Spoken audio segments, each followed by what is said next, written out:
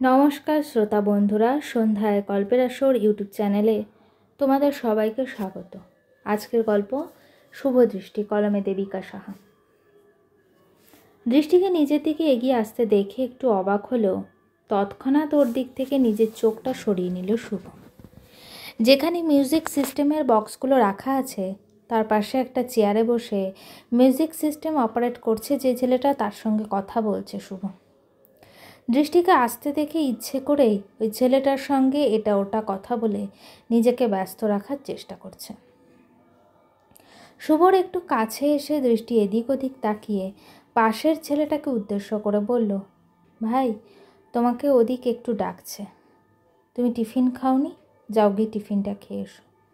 এত সুন্দর করে দিদির মতনভাবে বললে কেউ মনে হয় এই অনুরোধটা ফেলতে পারে না। ছেলেটিও তাই চলে গেল দৃষ্টির কথা মতো। শুভ এবারে দৃষ্টির দিকে তাকিয়ে আবার চোখটা ঘুরিয়ে ফোনের স্ক্রিনের দিকে তাকিয়ে ওটা নিয়ে ব্যস্ত থাকার একটা চেষ্টা করলো। এটা ধরুন। এরকম একটা আদেশসূচক কথা শুনে দৃষ্টির দিকে তাকিয়ে দেখলো যে ওর হাতে একটা বাটি আর তাতে কিছু একটা রয়েছে। কি এটা? এটাতে চিকেন পকোড়া আছে, আপনি খেয়ে নিন।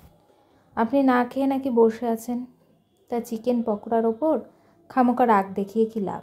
ওটা তো আপনার পছন্দের। কথায় কথায় শুভর যে চিকেন পকোড়া পছন্দ, এই কথাটা দৃষ্টি বলে ফেলেছে। তবে কথাটা যে বলে ফেলেছে সেই খেয়াল এখনো পর্যন্ত করেনি। দৃষ্টির কথাটা শুনে একটু অবাক হওয়া দৃষ্টি নিয়ে শুভর দিকে তাকালো। তারপর ঠোঁটের কোণায় আলতো একটা নিজের প্রতি তাচ্ছিল্যের হাসি টেনে এনে কয়েকটা কথা বলল দৃষ্টির উদ্দেশ্যে। যাকে সহ্যই করতে পারো না নিজের চারপাশে, সে কি পছন্দ করে বা করে না এটা নিয়ে বেশি ভাবতে চেও না। দৃষ্টি বেশ বুঝতে পারছে যে সকালের ঘটনাটা শুভ ভুলতে পারেনি। ও তখন আমার কথাটা শুনে কষ্ট পেয়েছে। কথাটা মনে হতেই একটা দীর্ঘশ্বাসের রেখার সঙ্গে কয়েকটা কথা ফুটে উঠল দৃষ্টির মুখে। আপনাকে পছন্দ করি না এমন কথা কিন্তু কখনো বলিনি আমি শুধু বলেছি আমার জন্য আপনাকে খামোকা কষ্ট করতে হতো না। What rubbish! তোমাকে কে বলেছে আমি তোমার জন্য কষ্ট পাচ্ছিলাম ওখানে দাঁড়িয়ে? আরে আমি কিসে কষ্ট পাই আর কিসে আনন্দ পাই সেটা তুমি জানো না দৃষ্টি। তুমি আসলে আমাকে চেনোই না। না তো যখন অব্র হয়ে তোমার সঙ্গে কথা বলেছি তখন চিনতে, আর না তো এখন। তুমি শুধু চিনে রেখেছো ওই 2-4 দিন তোমার সঙ্গে যে মানুষটা খারাপ ব্যবহার করেছিল সেই খারাপ মানুষটাকে। দৃষ্টিকে এক টানে নিজের কাছে টেনে এনে ওর কাঁধটা দুহাত শক্ত করে ধরে কথাটা বলল শুভ। শুভ কথাগুলো বেশ জোর গলাতেই বলল। ওর চোখ দুটো একেবারে আজ দৃষ্টির চোখে নিবদ্ধ।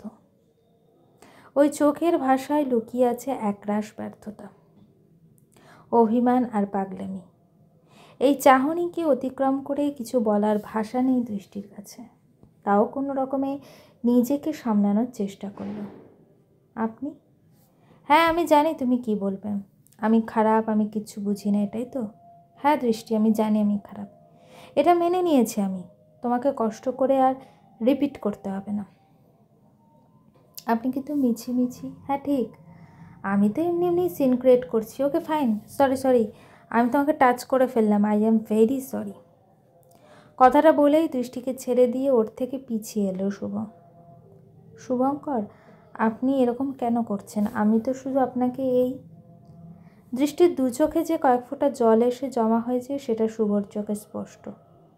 তাও এক প্রকার না দেখার ভান করে ইচ্ছে করেই কয়েকটা অগোছালো কথা বলে উঠল দৃষ্টির উদ্দেশ্যে। আমি বদমেজাজি আর খুব খারাপ একজন মানুষ, সেটা আমি জানি। তবে দৃষ্টি, তুমি তো খুব ভালো, আর তাই সেই জন্যই তো তুমি কিছুই বোঝো না। তুমি তো শুধু ভয় পেতে জানো। আসলে কি বলো তো, তুমি একটা ভীতু মেয়ে, শুধু পালিয়ে বেড়াও। আমি যদি তোমাকে এই প্রশ্নটা করে দৃষ্টি যে সেদিন তুমি কেন আমার থেকে পালিয়ে গেছিলে, তার উত্তর কি দিতে পারবে তুমি? এই উত্তরটা তোমার কাছে নেই। কিন্তু তুমি যদি আমাকে জিজ্ঞেস করো আমি কেন বিয়ের পর তোমার সঙ্গে খারাপ করেছি, তার কিছু হলেও উত্তর আমার কাছে আছে। Because I am in love with someone, I am loyal in my love, and everything is fair in love and war. I appreciate this rules. কথাগুলো বলতে বলতে শুভ যে কি ভীষণ এলোমেলো দৃষ্টিতে দৃষ্টির দিকে তাকিয়েছিল সেটা দেখেই দৃষ্টি কেঁপে উঠল। ছেলেটা যে ভীষণ রেগে আছে ওর ওপর সেটা বুঝতেও বাকি রইল না। ভয়ে চোখটা বন্ধ করে দিল মেয়েটা। হাত পা ভীষণ রকম কাঁপছে। দৃষ্টির অবস্থা বুঝতে পেরেও শুভ এগিয়ে এলো না দৃষ্টির কাছে। উপরন্তু হাতের সামনে থাকা জলের বোতলটাকে ছুঁড়ে ফেলে দিল সামনের দিকে। আর ভীষণ রকম রেগে গেছে ছেলেটা। তবে এই রাগটা সম্পূর্ণরূপে নিজের ভালোবাসার ওপর। তার নিজের ভালোবাসার ওপর মানে এক প্রকার নিজের ওপরও। দৃষ্টি এখনও চোখ দুটো বন্ধ করে দাঁড়িয়ে আছে। চোখ থেকে জল গড়িয়ে পড়ছে।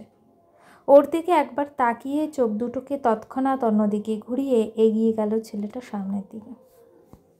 খানিক বাদে চোখ মেলে শুভকে নিজের সামনে দেখতে না পেয়ে এদিক ওদিক তাকালেও কোথাও ছেলেটাকে দেখতে পেল না দৃষ্টি। একটু আগে শুভর বলা কথাগুলো এখনো কানে বাজছে। কি বলে গেল? ওর কথাগুলোকে সত্যি উড়িয়ে দেওয়া যায়? আরও একবার বুকটা ভেঙে এলো কান্নায়। ধপ করে নিচে বসে পড়ল মেয়েটা। তবে কি যেটুকু কাছে যাওয়ার একটা অনুভূতি তৈরি হয়েছিল পুরোটাই আজকে একে অপরের থেকে দূরে সরে যাওয়ার সুর বেজে উঠল কি? পাশাপাশি বসে একসাথে দেখা, একসাথে নয় আসলে যে একা। তোমার আমার ভাড়াটের নয়া ফন্দি। ভেবে দেখেছ কি? তারারাও যত আলোকবর্ষ দূরে, তারও দূরে তুমি আর আমি যাই ক্রমে সরে সরে। আজকে সবাইকে খাবার পরিবেশন করবো আমি। নাও নাও তোমরা বসো। আহেলির এরকম একটা প্রস্তাব শুনে কেউই খুব একটা রাজি হলো না। তবে এই মেয়েও তো নাছোড়বান্দা। তাকে নাকি বাড়ির কাজ শিখতেই হবে, আর এভাবেই একটু একটু করে ঘরের কাজ শেখা যায়। এই রকম একটা কথা যে তার মাথায় কে ঢুকিয়েছে এটা যদিও প্রশ্ন সাপেক্ষ, তবুও এই অকাট্য পরিকল্পনায় সবাই প্রথমে না না করলেও আহেলের জোড়াজড়িতে ওই না শব্দটাও হ্যাঁ হয়ে গেছে বেশ কিছুক্ষণ আগে। খাবার টেবিলে সবাই বসে পড়েছে। যদিও আহেলিকে সাহায্য করার জন্য দৃষ্টি অনেকবার বলেছে, কিন্তু এই মেয়ে কিছুতেই রাজি হয়নি যে দাদা আর দিদিরা রান্নার কাজে ছিল তাদের সাহায্য সে কাজটাই করবে। কিছুক্ষণ আগে শুভর পাশে দৃষ্টিকে এসে জোর করে বসিয়ে দিয়ে গেছে। দৃষ্টি বারবার এটা ওটা অজুহাতে শুভ দিকে তাকালেও শুভ কোনোভাবেই ওর দিকে তাকাচ্ছে না। শুভর এরকম ব্যবহারে মনে মনে কষ্ট পেলেও মুখে কিছুই বলল না। যতটা সম্ভব মনের ভাবকেই লুকোনোর চেষ্টা করে মুখে হাসির রেখা টেনে এনে বসে রইল। এই বৌমণি, খাওয়া শুরু করো গো। সবাই কিন্তু খাওয়া শুরু করে দিয়েছে, আর তুমি এখনও ভাতে হাত দাওনি। আহেলের কথাতেই যেন বাস্তবে ফিরে এলো মেয়েটা। এতক্ষণ ধরে তো কি যেন সব ভেবে যাচ্ছিল। হ্যাঁ হ্যাঁ খাচ্ছি। দৃষ্টির দিকে তাকিয়ে তখন স্পষ্ট বুঝেছিল যে মেয়েটা কাঁদছে, কিন্তু ইচ্ছে করেই ওর সামনে গিয়ে এই কান্নাকাটি নিয়ে কথা বলেনি শুভ। এক প্রকার ভয় ঘিরে ধরেছিল ওকে। যদি বলে দেয় যে আবার কান্নাকাটি, সমাধান আপনাকে হতে হবে না, এই প্রশ্ন চিহ্নটা মাথায় আসতেই এক প্রকার ভয়ে তখন দৃষ্টির সামনে যায়নি শুভ। এখন একবার মেয়েটার দিকে তাকাতেই দেখলো ও ভাতে হাত দিয়ে খাওয়া শুরু করেছে। যাক, নিশ্চিন্ত হওয়া গেল। তবে এবারে সবাই চিকেনটা খেয়ে বলো তো কেমন হয়েছে। কথাটা বলেই চিকেন পরিবেশন করতে ব্যস্ত হয়ে পড়ল আহেলি। চিকেনটা একটু ভাত দিয়ে মেখে মুখে দিতেই দৃষ্টি আর খেতে পারছে না।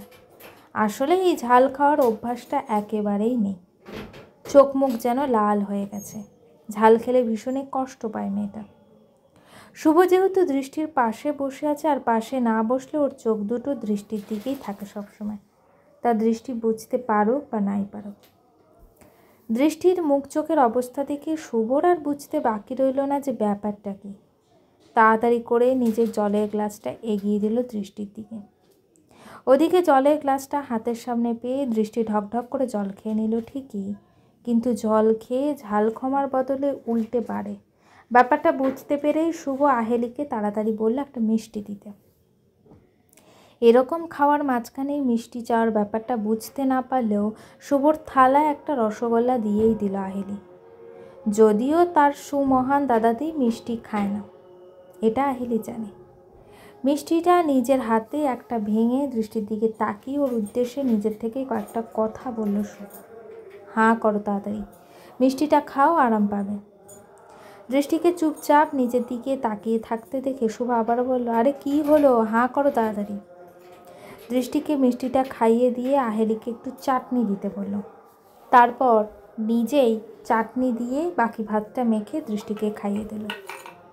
মেয়েটা এমনিতেই ঝালে কষ্ট পাচ্ছিল, তাই ব্যাপারটা কোথা থেকে কী হয়ে গেল বোঝার আগেই ব্যাপারটা হয়ে গেল। ওদিকে শুভর কোনো হুঁশ নেই, চারপাশে অনেকেই আছে, তারা হয়তো খেয়ালও করতে পারলো ব্যাপারটা। সে তখন দৃষ্টি কিসে আরাম পায় সেটা দেখতে ব্যস্ত। Are you okay, feeling better? একটা চিন্তিত মুখ নিয়ে প্রশ্নটা করলে সম্মতিসূচক মাথা নাড়ল দৃষ্টি। ওকে ফাইন, এরপর থেকে বাড়িতে যখন খাবে তার আগে সবিতা মাসিকে বলবে তোমার খাবারটা ঝালঝাড়া করতে। ঝাল খেতে যখন কষ্ট পাও তখন বলতে কি সমস্যা, আর তুমি না বলতে পারলে আমিই বলে দেবো না হয়। দৃষ্টির উদ্দেশ্যে এতগুলো কথা বলে শুভ আবার নিজের খাওয়ার দিকে ব্যস্ত হয়ে পড়ল। তবে এই মুহূর্তে শুভর মধ্যে যেন অন্য একজন মানুষকে দেখতে পেল দৃষ্টি। মানুষটা আমার জন্য এতটা ভাবে। পিকনিক থেকে বাড়ি ফেরার সময় মুশকিল হলো, আরে যে বাসটায় করে আসা হয়েছিল সেটাতে এখন রান্নার জন্য যারা এসেছিল তারাও যাবে। আসলে ওদেরকে নামিয়ে দেবে নিজেদের জায়গায়, এমনটাই বলেছেন জয়শ্রী দেবী। আসার সময় যেহেতু দৃষ্টি বাসে আসেনি তাই ওর জায়গাটাও তখন ছিল না, এখন তো আরও জায়গা নিয়ে সমস্যা। জয়শ্রী দেবী শুভকে ডেকে বলেন যে দৃষ্টিকে নিয়ে একসঙ্গে ও যে গাড়িটা এনেছে ওটাতে করেই যেতে। অগত্যা মনে মনে না চাইলেও দুজনকে এখন একসঙ্গেই যেতে হবে। ড্রাইভিং সিটটার পাশে বসে সেই কখন থেকে বসে আছে দৃষ্টি। শুভর আর আসার পাত্তা নেই। কোথায় গেল লোকটা? এদিক ওদিক তাকাতেই দেখলো শুভ আসছে। শুভকে দেখে তাড়াতাড়ি করে ঠিক হয়ে বসলো মেয়েটা। সিট বেল্টটা বেঁধে নাও। ও হ্যাঁ। দৃষ্টিকে কথা বলে আবার চুপ করে থাকতে দেখে শুভ বলে উঠল, তুমি ঠিক আছো তো? এই প্রশ্নটার উত্তরে দৃষ্টি সম্মতিসূচক মাথা নাড়ল। দৃষ্টি বাড়ি ফেরার আগে একবার শপিং কমপ্লেক্সে ঢুকতে হবে। আসলে মানে সরস্বতী পুজো, আর সেই ছোটোবেলা থেকে প্রতি বছর সরস্বতী পুজোতে আমি আহেলিকে নতুন শাড়ি কিনে দিই। সে ছোটোবেলায় পকেট মানি বাঁচিয়েই হোক আর এখন নিজের টাকা থেকেই হোক, ও অপেক্ষা করে থাকে ছোটদাভাই কখন ওর জন্য নতুন শাড়ি এনে দেয়। শুভর কথাটা শুনে বেশ লাগলো দৃষ্টি। শুভর চরিত্রে অনেকগুলো দিক এখনও দৃষ্টির কাছে অজানা। একটা হালকা হলুদ রঙের শাড়ি পছন্দ করে দৃষ্টির সামনে ধরল শুভ। আহেলির জন্য একটা সবুজ রঙের শাড়ি পছন্দ করেছে, আর এই শাড়িটা দৃষ্টির জন্য। যদিও শুভর জানা নেই এটা দৃষ্টির পছন্দ হবে কিনা। এটা তোমার জন্য, সরস্বতী পুজোতেই নতুন শাড়ি পরে পুজো দিও, কলেজেও তো যাবে, এই শাড়িটা পরতে পারো। তোমার যদি এটা পছন্দ না হয় অন্য কিছু দেখতে পারো, এখানে আরও অনেক কালেকশন আছে। দৃষ্টি আবারও কি বলবে বুঝে পেল না। এই লোকটা মাঝে মাঝে এমন রূপে ধরা দেয় যে ওর কাছে যেটার যথার্থ ব্যাখ্যার নেই। না না ঠিক আছে, কিন্তু আমার জন্যে প্লিজ দৃষ্টি, এটাতে অন্তত না বলো না। আর কিছু বলতে পারল না দৃষ্টি। চুপচাপ শুভর হাত থেকে শাড়িটা নিয়ে নিল। ব্যস্ত আছো? তোমার সঙ্গে একটা কথা ছিল। রাতের বেলা নিজের ঘরে বসে কাল কলেজের নোটসগুলো তৈরি করছিল দৃষ্টি। এমন সময় শুভর কথাটা শুনে ওর দিকে ঘুরে তাকালো মেয়েটা। হ্যাঁ বলুন। দৃষ্টির সম্মতি পেতেই তাড়াতাড়ি নিজের ঘরের দরজাটা ভেতর থেকে বন্ধ করে দিল। তারপর সোফার ওপর এসে বসল। কথাটা আহেলিকে নিয়ে। আসলে দৃষ্টি, এই ব্যাপারটা আমার থেকে আরও ভালো তুমি জানো, তাই তোমার সঙ্গে মনে হলো ব্যাপারটা শেয়ার করি। আহেলির নামটা শুনে দৃষ্টি উৎসাহের সঙ্গে শুভর দিকে তাকালো। আহেলিকে নিয়ে কি হয়েছে, কোনো সমস্যা? না, কোনো সমস্যা তেমন নয়, তবে কিছু মুশকিল তো আছেই। একটু আগে মা আমায় ডেকেছিল, আহেলির জন্য একটা সম্বন্ধ এসেছে, বাবার বন্ধু বীরেশ্বর কাকুর ছেলে। আমাদের অনেক দিনে পরিচিত ওনারা, একেবারে ফ্যামিলি ফ্রেন্ড যাকে বলে। ছেলেটা ওয়েল এস্টাবলিশড, বাবার গার্মেন্টসের বিজনেস রোহানি কিন্তু এগিয়ে নিয়ে যাচ্ছে। কিন্তু আহেলি তো, সেটাই তো দৃষ্টি, ছেলেটা যতই ভালো হোক না কেন আহেলির জন্য কোনোভাবেই ঠিক নয়, কারণ আহেলি সুজাতকে পছন্দ করে। হ্যাঁ, আর এভাবে ওর ইচ্ছার বিরুদ্ধে বিয়েটা, এ বাড়িতে সবই সম্ভব। মা কখনো বুঝতে চাইবে না, সেটা আমি নিজের ক্ষেত্রে দেখে নিয়েছি। এবারে দৃষ্টি চুপ হয়ে গেল।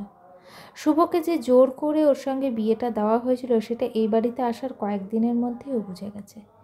তবে ভগবানের কৃপায় ভাগ্যের ফেরে শুভ আর দীপার সঙ্গেই আছে, এই প্রসঙ্গটা আলাদা। কিন্তু আহেলি তো সুজাতকে ভালোবাসে। আহেলিকে এভাবে জোর করে অন্য কারোর সঙ্গে বিয়েটা দিলে মেয়েটা কি আদৌ সুখী হবে? একটা জোর করে চাপিয়ে দেওয়া বিয়ের পরিণাম ভয়ঙ্কর। কথাটা মনে হতেই একটা অজানা আতঙ্ক বুকটা কেঁপে উঠল দৃষ্টি। এটা হতে দেওয়া যাবে না অভ্র, তুমি প্লিজ কিছু একটা করো।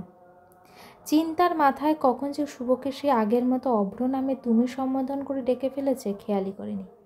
ব্যাপারটা মাথায় আসতেই তাড়াতাড়ি করে নিজেকে শুধরানোর চেষ্টা করলো। না না, আসলে আপনি থাক না দৃষ্টি, কতদিন পর তুমি আমায় অভ্র নামে ডাকলে বলো তো, প্লিজ এই তুমিটাই থাক, আপনিটাতে বড্ড দূরের বলে মনে হয়। এই কথাটার প্রত্যুত্তর হিসেবে আর কিছুই বলতে পারল না দৃষ্টি। আজকে দুপুরে পিকনিকের ওখানে শুভ হয়তো একটা ঠিক কথা বলেছিল যে দৃষ্টি মেয়েটা বড্ড ভীত, ভয়ের জন্যই ও অভ্রকে ভুলতে চেয়েছিল। মানতে না পারলেও কথাটা সত্যি। কথাটা মনে আসতেই একটা অপারগতার দীর্ঘশ্বাস বেরিয়ে এলো দৃষ্টির থেকে। আমাদের দুজনকে যা করা করতে হবে দৃষ্টি, আহেলিকে কিছুতেই এই বিয়েতে করতে দেব না আমি। আমার বোনটা যখন একজনকে ভালোবাসে আর সে তার দাদাভাইকে নিজে থেকে কথাটা বলেছে, তখন তার দাদাভাইও তাকে তার ভালোবাসার কাছে ঠিক পৌঁছে দেবে। যত শুভকে দেখছে তত যেন ওকে নতুন করে চিনতে পারছে দৃষ্টি। মানুষটা রাগী, বদমেজাজি, অহংকারী, আর যাই হোক না কেন কিছু কিছু দিক থেকে ওর মতো বুঝদার মানুষ আর কখনো দেখেনি দৃষ্টি। আচ্ছা, আমরা তো মাকে একবার জানাতেই পারি সুজাতর কথা। সে জানাতে পারি, কিন্তু এখানে একটা সমস্যা আছে। সুজাত তো কিন্তু এখন সেরকম তো কোনো চাকরিই করে না বা চাকরি পায়নি, তো এটা একটা অজুহাত হতে পারে মেনে না নেওয়ার পক্ষে। শুভর কথাটা খুব একটা ভুল নয়। এরকম সম্ভ্রান্ত বাড়িতে এই যুক্তিটা যথেষ্ট যে কোনো সম্পর্ক মেনে না নেওয়ার জন্য। কথাটা ভেবেই দৃষ্টি আবার শুভর দিকে তাকালো। তাহলে আমরা কি করব এখন? যে করেই হোক বিয়েটা হতে দেওয়া যাবে না। সবার আগে মাকে বলবে ব্যাপারটা, তারপর যদি সেভাবে না হয় তাহলে অন্য কিছু ভাবতে হবে। অন্য কিছু মানে? মানে আবার কি? আহেলিকে বাড়ি থেকে পালাতে হবে, আর সেজন্য আমি যা করার করব। শুভর মুখে এরকম একটা কথা শুনিয়ে দৃষ্টি বড় বড় চোখ করে ওর দিকে তাকালো। মানে এসব আপনি কি বলছেন? পালাবে মানে? না না, এসব করলে কি করে হবে? বাড়ির সবাই জানতে পারলে আর সমস্যার শেষ থাকবে না, সর্বনাশ হয়ে যাবে। এটাই তোমার সমস্যা জানো তো, ভিতর ডিম একটা। আমি কিন্তু ভয় পাই না আসলে। না না, তুমি তো ভীষণ সাহসী। আচ্ছা দৃষ্টি, বাড়িতে জানাজানি হলে কি হবে? আর যদি এটাই হয় তাহলে বাড়িতে তো জানবেই। শোনো, হয়তো কিছুদিন ঝামেলা হবে, সে হোক, কিন্তু তার জন্য তো সারা জীবন তো আর আপোষ করতে হবে না। শুভর কথাটা একেবারেই ঠিক। আজ অন্তত দৃষ্টির কাছে এই কথাটা যুক্তিযুক্ত বলেই মনে হলো। তবে এই ব্যাপারে আমার তোমার হেল্প দরকার দৃষ্টি। আমি হয়তো একা একা তেমন কিছুই করে উঠতে পারবো না, তুমি আমার পাশে থাকবে তো? কথাটা বলে দৃষ্টির দিকে নিজের একটা হাত বাড়িয়ে দিল শুভ। কি হলো বলো, থাকবে তো পাশে? কিছুক্ষণ ভেবে দৃষ্টিও শুভর হাতের সঙ্গে নিজের হাতটা মিলিয়ে দিল। রাতে ঘুমানোর সময় দৃষ্টি আজকে স্টাডি রুমের দিকে এগিয়ে গেলে শুভ ওকে আর বাধা দিল না। হয়তো দৃষ্টির পক্ষে এত সহজে সহজ হওয়া সম্ভব না, তবে আজকে শুভর খারাপ লাগাটা বুঝতে পেরে ওকে অবাক করে দিয়ে দৃষ্টি হঠাৎ করেই এ ঘরে এসে কয়েকটা কথা বলল। এরকম নয় যে আমি তোমার সাথে কখনো সহজ হতে পারবো না, তবে সময় লাগবে। আসলে তোমার দিক থেকে তুমি যেমন ঠিক ছিলে, আমার খারাপ লাগাটার সবথেকে বড় কথা, প্রত্যেক দিন অপমানিত হওয়াটাও কিন্তু আমার প্রাপ্য ছিল না। আমি জানি এসব কিছু হয়তো পরিস্থিতির শিকার। পরিস্থিতি আমাদের দুজনকে দুরকম ব্যবহারের সম্মুখীন এনে দাঁড় করিয়েছিল। তাই আমি বিশ্বাস করি যে সময় সব ঠিক করে দেবে। তাই এই কয়েকটা দিন আমরা বরং চীনেদেরকে নিলাম, নিজেদেরকে আরও চিনে নেওয়া, বুঝে নেওয়ার জন্য। কথাগুলো এক নাগাড়ে বলে একটু হেসে দৃষ্টি স্টাডি রুমে চলে এলো শুভকে একা ফেলে। তবে আচমকাই গ্রীষ্মের দুপুরে কালবৈশাখীর ঝড়ের মতো আকস্মিকভাবে এই কথাগুলো শুনে একটা অদ্ভুত তৃপ্ততায় ভরে উঠল শুভর মনটা। আমরা সময় দেব দৃষ্টি একে অপরকে, তুমি ঠিকই বলেছ। সময় সবটা ঠিক করে দেবে। অনেকগুলো দিন বাদে আজ বেশ ভালো লাগছে শুভর। না, এখন ঘুম আসছে না চোখে। ঘড়ির কাঁটায় রাত 12টা বেজে গেল। এই সময়টাকে বড্ড উপলব্ধি করতে ইচ্ছে করছে নিজের মতন করে। ল্যাপটপে ব্লুটুথ স্পিকারটাকে কানেক্ট করে দিল, নিজের পছন্দের প্লেলিস্ট থেকে চালিয়ে দিল পছন্দের একটি গান। অলস মেঘলা মন আমার আবছা ঘরের কোণ, চেয়ে রইতো ছুতে চাইতো তুমি আসবে আর কখন। শ্রান্ত ঘুঘুর ডাক, ধুলো মাখা বইয়ের তাক, যেন বলছে বলে চলেছে থাক, অপেক্ষাতেই থাক। আমার একলা আকাশ থমকে গেছে রাতের স্রোতে ভেসে, শুধু তোমায় ভালোবেসে। আমার দিনগুলো সব রং চিনেছে তোমার কাছে এসে, শুধু তোমায় ভালোবেসে। শুভর ঘরের গানের আওয়াজটা দৃষ্টি শুনতে পাচ্ছে। একটু হেসে পড়ার টেবিলটার দিকে এগিয়ে গেল মেয়েটা। পেনদানি থেকে পেনটা তুলে নিয়ে লিখতে বসলো। কালকের ক্লাসে নোটসটা বানানো কমপ্লিট করতে হবে যে, তবে আজ আর ঘুম পাবে না, ক্লান্ত লাগবে না। এমন একটা মিষ্টি গান কানে আসলে মনটা তো এমনিতেই ফুরফুরে হয়ে যায়। গল্পটি কেমন লাগলো অবশ্যই আমাকে কমেন্ট করে জানিও। আর আমার চ্যানেলের গল্পগুলো যদি তোমাদের ভালো লেগে থাকে চ্যানেলটিকে সাবস্ক্রাইব করে পাশে থেকো। গল্পের পরবর্তী অংশ খুব শীঘ্রই আসছে।